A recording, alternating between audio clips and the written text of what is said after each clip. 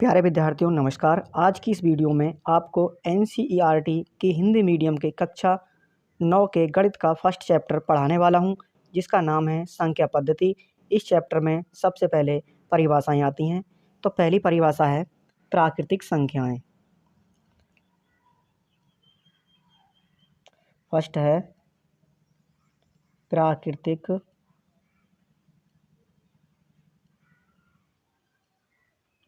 संख्याएं।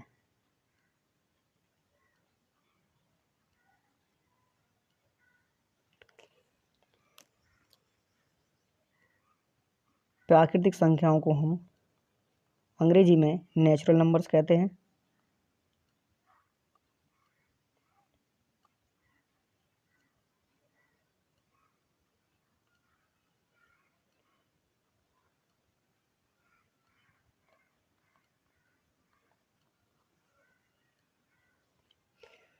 तो प्राकृतिक संख्याएं किन्हें कहते हैं? तो प्यारे विद्यार्थियों, जिन संख्याओं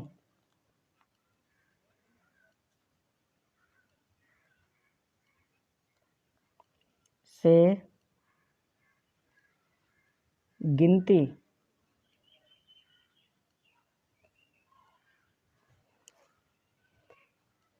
की क्रिया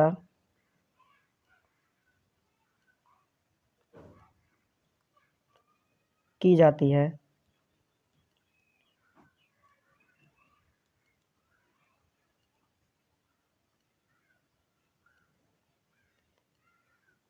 उन्हें प्राकृतिक संख्याएं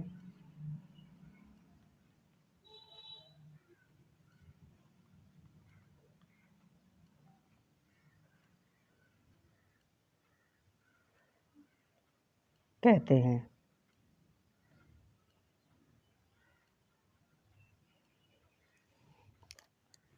जैसे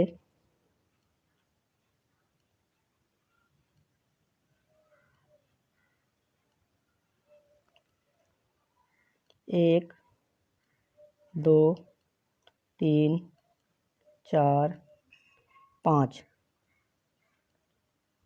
अनंत तक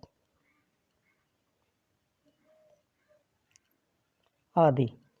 यानी प्राकृतिक संख्याएं नेचुरल नंबर्स अंग्रेजी में कहते हैं। जिन संख्याओं से गिनती की क्रिया की जाती है उन्हें प्राकृतिक संख्याएं कहते हैं। जैसे एक, दो, तीन, चार, पाँच और अनंत तक।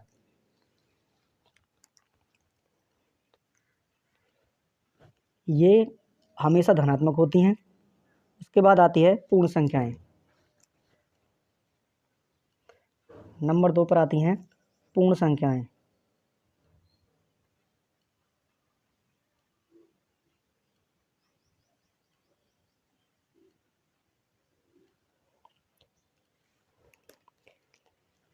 जिन्हें हम अंग्रेजी में होल नंबर्स कहते हैं।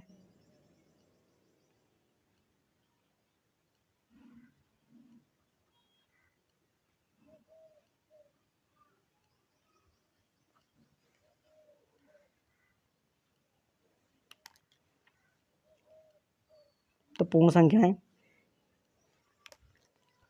यदि प्राकृतिक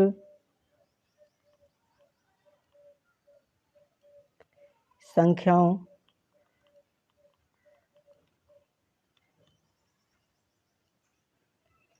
के समूह में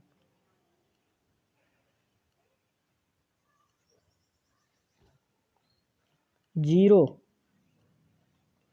और मिला दें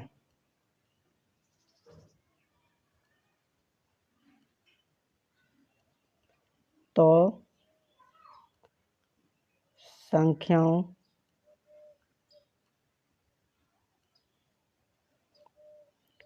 का समूह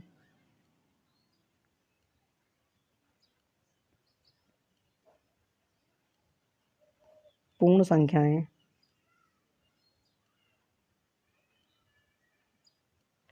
कहलाती हैं।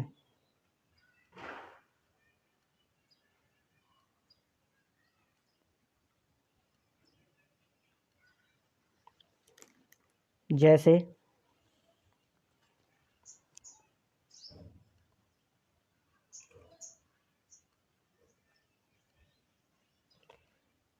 ये हमारी हैं पहले प्राकृत संख्या 1 2 3 4 5 और अनंत तक, और इसमें हम जीरो और मिला लें और जीरो को और शामिल कर लें तो कैसी संख्याएं हो जाएंगी, हमारी पूर्ण संख्याएं हो जाएंगी। तो प्यारे विद्यार्थी, पूर्ण संख्या की परिभाषा है जिन्हें हम अंग्रेजी में कहते हैं होल नंबर्स। यदि प्राकृतिक संख्याओं के समूह में जीरो और मिला दें तो संख्याओं का समूह पूर्ण संख्याएं कहलाती हैं। जैसे प्राकृतिक संख्या हमारी हैं 1 2 3 4 5 अनंत तक, और इसमें हम जीरो और शामिल कर लें तो ये हमारी पूर्ण संख्याएं बन जाएंगी और इन्हें ही हम पूर्ण संख्याएं कहते हैं। उसके बाद आता है तीसरे नंबर पर पूर्णांक संख्याएं। तो पूर्णांक संख्याएं कौन सी होती हैं?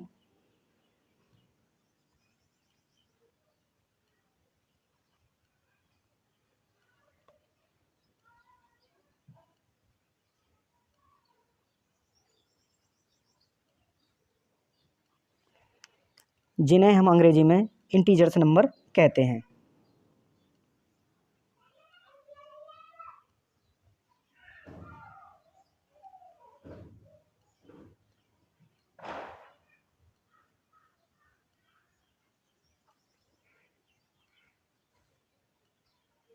इंटीजर्स नंबर कहते हैं।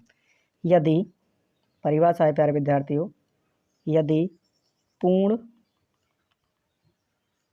संख्याओं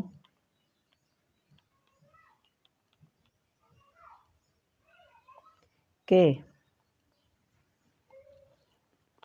समूह में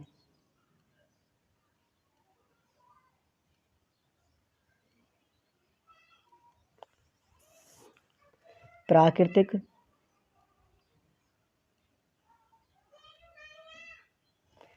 संख्याओं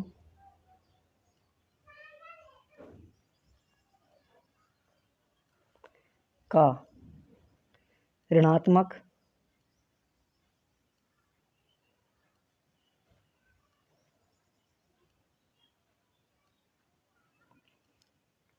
आदि संख्याएं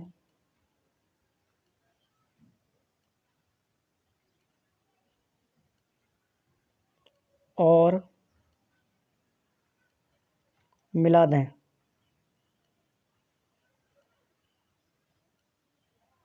तो ये संख्याएं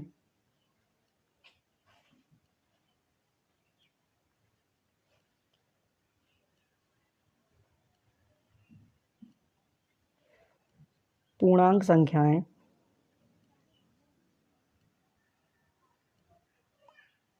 कहलाती हैं।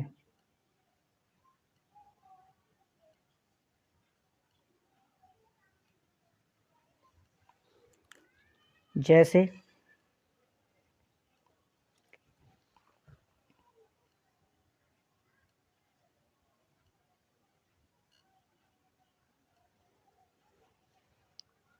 जैसे ये हमारी हैं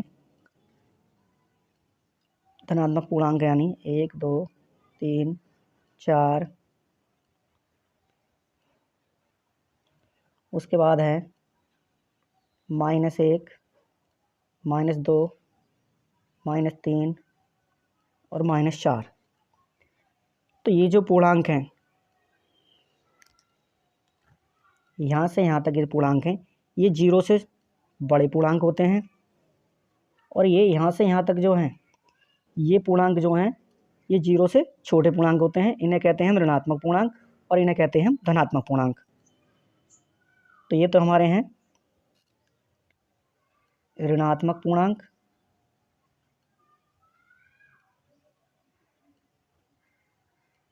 जो जीरो से छोटे होते हैं।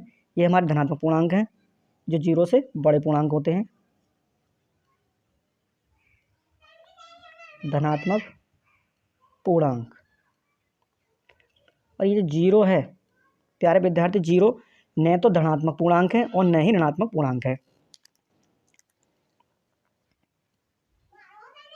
नॉट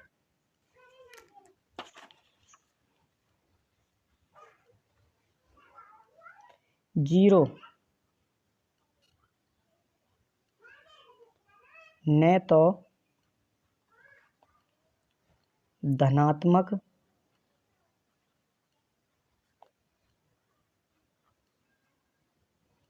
पूर्णांक है और न ही ऋणात्मक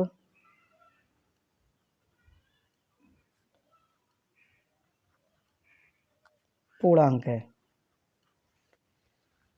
तो प्यारे विद्यार्थियों, पूर्णांक की परिभाषा है, पूर्णांक संख्याएं जिन्हें अंग्रेजी में कहते हैं इंटीजर्स नंबर्स, यदि पूर्ण संख्याओं के समूह में प्राकृतिक संख्याओं का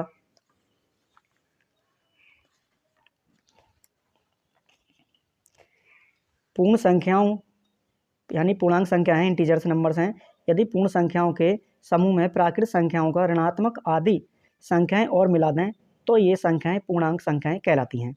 जैसे ये हमारे क्या हैं, पूर्ण संख्या है हमारी, 0 से लेकर 1 2 3 4, ये तो होते हैं हमारे धनात्मक पूर्णांक, और इसमें हम ऋणात्मक पूर्णांक और मिला लें यानी ऋणात्मक संख्या और मिला लें, -1 -2 -3 -4, तो ये हमारे ऋणात्मक पूर्णांक हो जाएंगे और ये धनात्मक पूर्णांक हो जाएंगे। ये हमारे 0 से बड़े पूर्णांक होते हैं और ये माइनस वाले 0 से छोटे पूर्णांक होते हैं, इन्हें कहते हैं ऋणात्मक पूर्णांक और इन्हें कहते हैं धन पूर्णांक।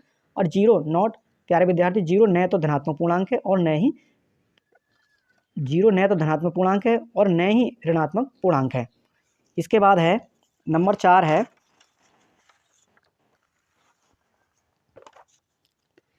परिमेय संख्या। तो परिमेय संख्या कौन सी होती हैं?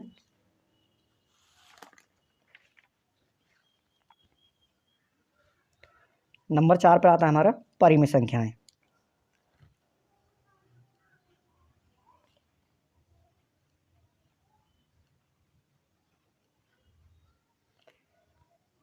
परिमेय संख्या जिन्हें हम रैशनल नंबर्स कहते हैं।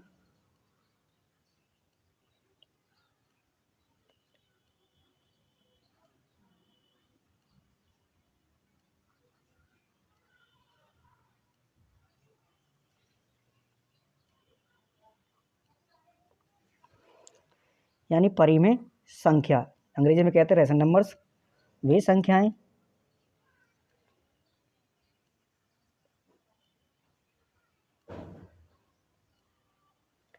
जो P/Q के रूप में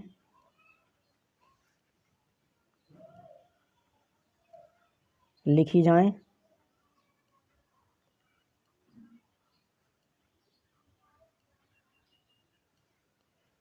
जहां P और Q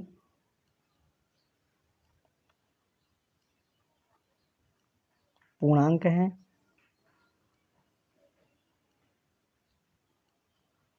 और Q बराबर 0 नहीं है।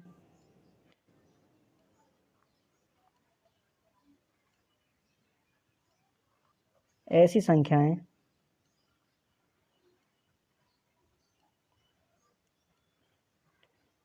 परिमेय संख्याएं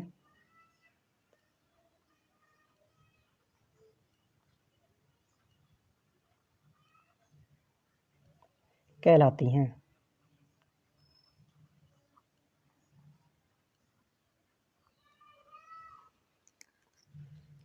जैसे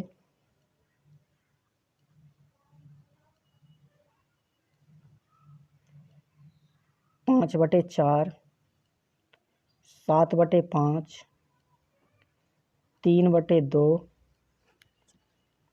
4/3 आदि। यानी प्यारे विद्यार्थी, परिमेय संख्या किन्हें कहते हैं? परिमेय संख्या यानी रैशनल नंबर्स वे संख्याएं जो P/Q के रूप में लिखी जाएं जहां P और Q पूर्णांक हैं और Q बराबर 0 ना हो, Q बराबर 0 ना हो, ऐसी संख्याएं परिमेय संख्याएं कहलाती हैं। जैसे 5/4, 7/5, 3/2 और 4/3। तो आगे अब प्रश्नावली शुरू करते हैं हम, यानी एक्सरसाइज है 1.1। क्वेश्चन नंबर फर्स्ट है यानी कक्षा 9 गणित प्रश्नावली है 1.1। प्रश्न नंबर 1 है, क्या शून्य एक परिमेय संख्या है? क्या इसे आप p बटे q के रूप में लिख सकते हैं, जहां p और q पूर्णांक है और q बराबर 0 नहीं है? तो प्यारे विद्यार्थियों, फर्स्ट प्रश्न है, क्या शून्य एक परिमेय संख्या है? क्या इसे आप p बटे q के रूप में लिख सकते हैं, जहां p और q पूर्णांक है, q बराबर 0 नहीं है? तो क्वेश्चन को हम हल करते हैं। तो इसका आंसर है, क्या शून्य एक परिमेय संख्या है? लेंगे हाँ,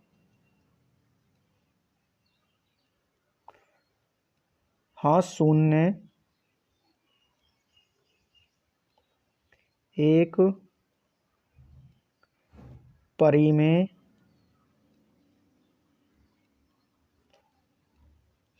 संख्या है,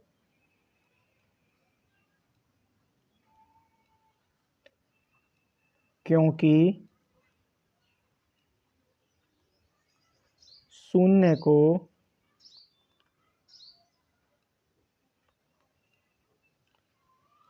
p बटे q अर्थात 0 बटे 1 के रूप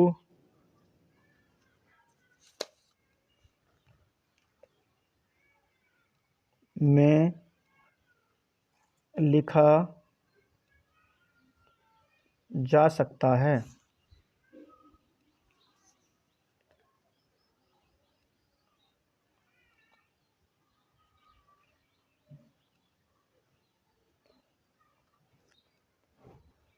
जहां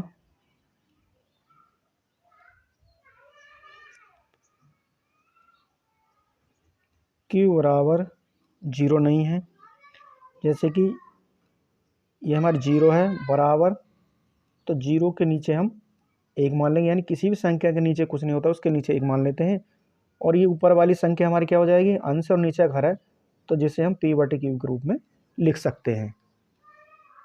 तो प्यारे विद्यार्थियों, यही हमारा आंसर है। हाँ, शून्य एक परिमेय संख्या है, क्योंकि शून्य को p बटे q अर्थात 0 बटे 1 के रूप में लिखा जा सकता है, जहाँ q बराबर 0 नहीं है। तो 0 बराबर, तो 0 के नीचे मैंने पहले आपको बताया किसी भी संख्या के नीचे कुछ नहीं होता, उसके नीचे हम 1 मान लेते हैं, तो ये हमारी संख्या हो जाएंगी अंश और हर के रूप में। तो p बटे q वही संख्या होती हैं जिन्हें हम अंश और हर के रूप में लिख सकते हैं, और यही हमारा आंसर है। अब आगे हम क्वेश्चन नंबर 2 है, क्वेश्चन नंबर 2 को हल करते हैं। क्वेश्चन नंबर 2,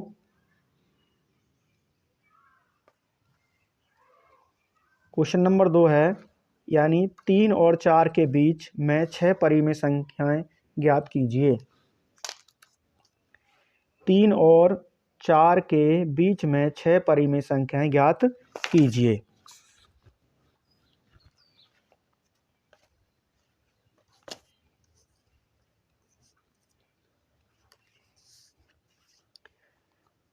तो क्वेश्चन को हम हल करते हैं।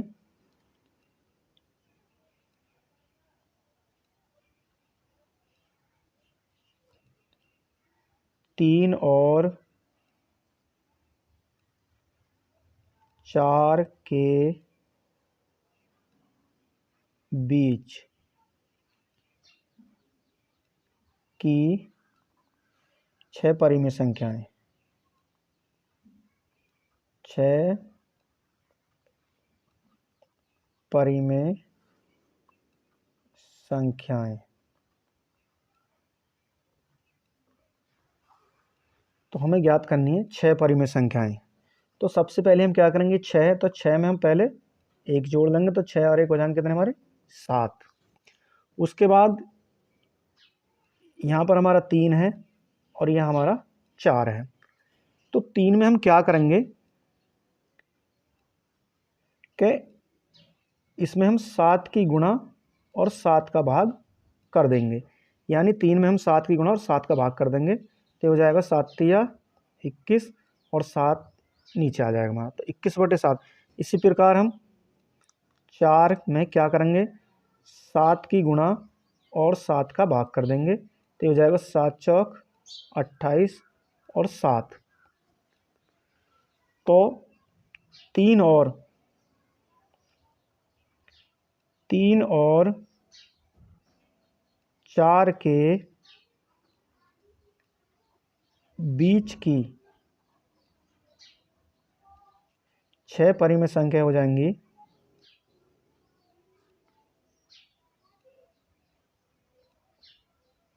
कौन कौन सी हो जाएंगी प्यारे विद्यार्थियों? तो 21/7, 22/7,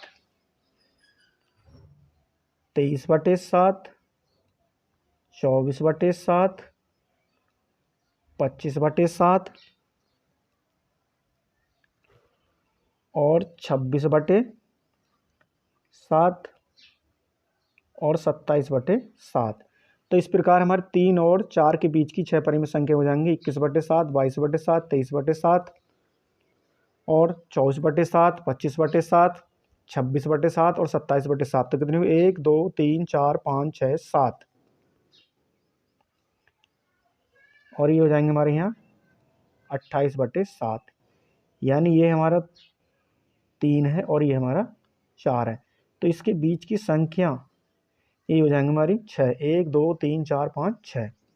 तो 3 और 4 के बीच की 6 परिमेय संख्या हो जाएंगी 22/7, 23/7, 24/7, 25/7, 26/7 और 27/7। तो प्यारे विद्यार्थियों, और यही हमारा आंसर है। क्वेश्चन नंबर 3 को हल करते हैं। क्वेश्चन नंबर 3 है, यही बहुत आसान क्वेश्चन है। तो क्वेश्चन नंबर 3 है, 3/5 और 4/5 के बीच 5 परिमेय संख्याएं ज्ञात कीजिए।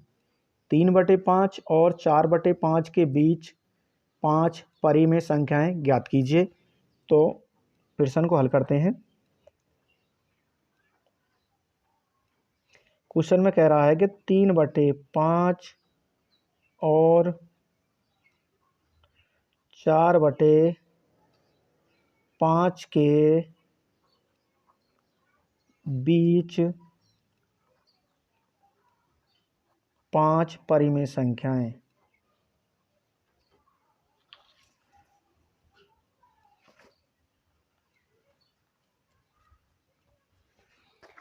ये हमें ज्ञात करनी है। तो 3/5 और 4/5 इस प्रकार लिख लेते हैं हम। तो ज्ञात करा रहा है हमें 3/4 और 4/5 के बीच कितनी 5 संख्याएं ज्ञात करनी है हमें 5। तो 5 में हम +1 कर लेंगे तो हो जाएगा हमारा 6। इसी प्रकार कर लेंगे इस क्वेश्चन को भी, जैसे अभी हमने क्वेश्चन नंबर 2 करा है 3/5। तो हम क्या करेंगे, अंश और हर में 6 की गुणा कर लेंगे। तो ऊपर आ जाएगा 6 तिया 18 और 6 पंजे 30। इसी प्रकार इसमें कर लेंगे हम 4/5। तो अंश में 6 की गुणा और हर में भी हम 6 की गुणा कर लेंगे। तो 6 चौक 24 और 5 अंक 30। ऐसा नहीं कि ऊपर 6 ही कर लिए और नीचे 5 कर लिए, दोनों में सेम ही गुणा करनी है। ऊपर 6 की करी है हमने अंश में, तो हर में भी हम 6 की गुणा करेंगे। तो अब आगे हम देखेंगे। तो 3/5 और 4/5 के बीच की हमें कितनी संख्या लिखनी है, 5 संख्या लिखनी है। तो ये हो जाएंगी हमारी 18/30 तो निकल के आई है और ये निकल गई हमारी 24/30। तो इनके बीच की हमें संख्या लिखनी है 5। तो हो जाएगी हमारी 19/30,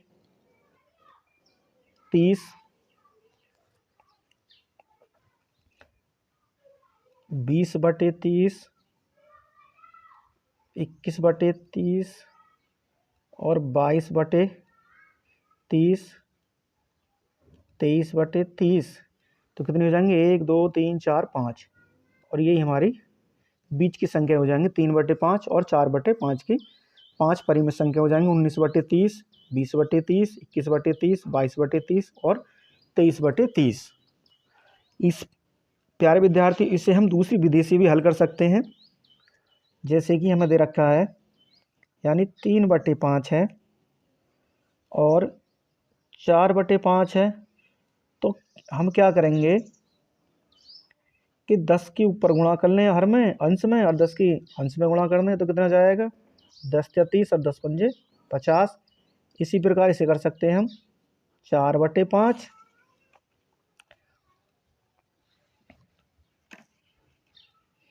गुणा 10/10, यानी 10 की अंश में गुणा कर ली, 10 की हर में गुणा कर ली, तो हो जाएगा 10 चौक 40 और 10 पंजे 50। तो 3/5 और 4/5 के बीच की हमें 5 संख्या निकालनी है। तो पहली तो हमें दे रखी है 30/50, उसके बाद हो जाएगी 31/50, 32/50, 33/50, 34/50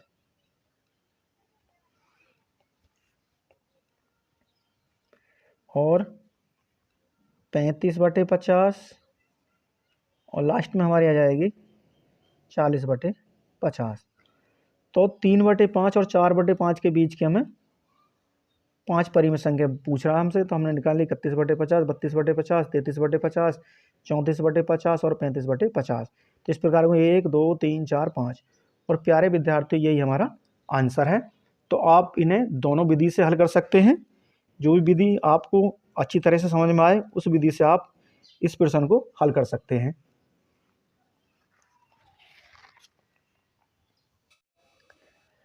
प्रश्न नंबर 4 है, नीचे दिए गए कथन सत्य हैं या असत्य हैं, कारण के साथ अपने उत्तर दीजिए। फर्स्ट भाग इसका, प्रत्येक प्राकृतिक संख्या एक पूर्ण संख्या होती है। प्रत्येक प्राकृत संख्या एक पूर्ण संख्या होती है, तो ये सत्य है, यानी ये हमारा क्या है, सत्य कथन है। क्यों है, कारण बताइए। तो कारण है इसका, यानी प्राकृत संख्या होती है हमारी 1 2 3 4 डॉट डॉट कॉमा यानी अनंत तक, और पूर्ण संख्या होती है हमारी 0 1 2 3 4। तो कारण है क्योंकि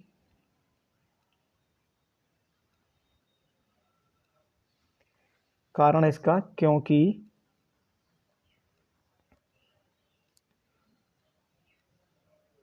पूर्ण संख्याएं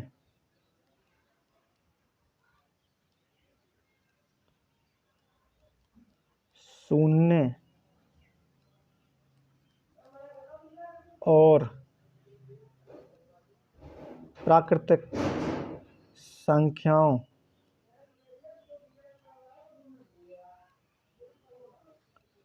से मिलकर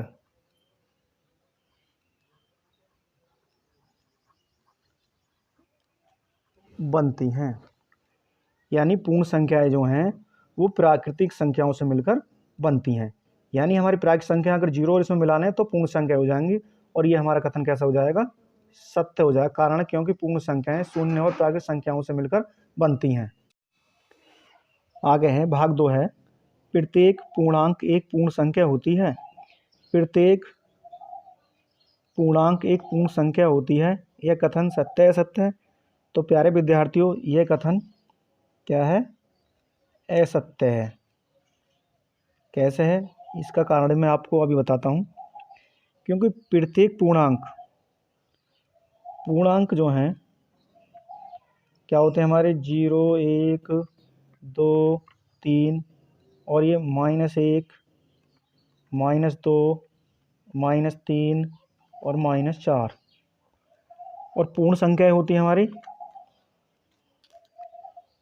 0 1 2 3 और 4। क्योंकि पूर्ण संख्याएं में -2 -3 -4 नहीं होती। तो कारण है इसका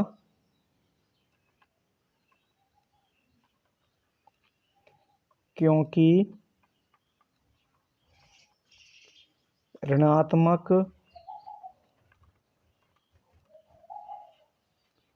पूर्णांक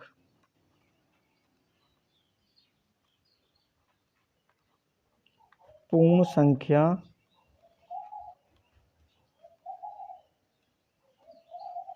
नहीं होती हैं।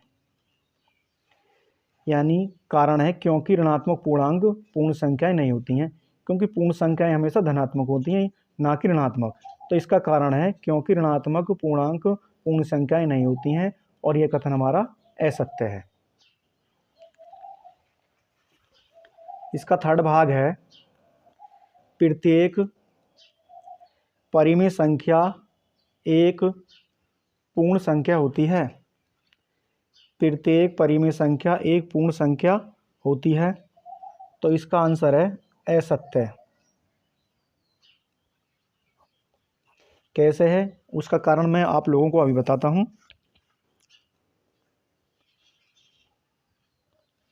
यानी प्रत्येक परिमेय संख्या एक पूर्ण संख्या होती है। कारण है इसका क्योंकि परिमेय क्योंकि 1/2 परिमेय संख्या है, लेकिन पूर्ण संख्या नहीं है। कारण इसका क्योंकि 1/2 क्योंकि 1/2 परिमेय संख्या है, लेकिन पूर्ण संख्या नहीं है। जैसे 1/2, 3/4 ये कैसी संख्या है, हमारी परिमेय संख्याएं हैं। और 0, 1, 2 और 3 ये कैसी हमारी हैं, ये हमारी हैं पूर्ण संख्याएं। और ये हैं परिमेय संख्या। तो कारण इसका क्योंकि 1/2 परिमेय संख्या लेकिन पूर्ण संख्या नहीं है। तो प्यारे विद्यार्थियों, आज की वीडियो में बस इतना ही। प्यारे विद्यार्थियों, अगर आपको हमारी ये वीडियो पसंद आई तो प्लीज़ हमारे चैनल को सब्सक्राइब कर लीजिएगा, बेल आइकन को प्रेस कर लीजिएगा, और कमेंट्स में हमें बताइए कि ये वीडियो आपको कैसी लगी। तो फिर मिलते हैं एक और नए वीडियो में। तब तक के लिए जय हिंद, जय भारत।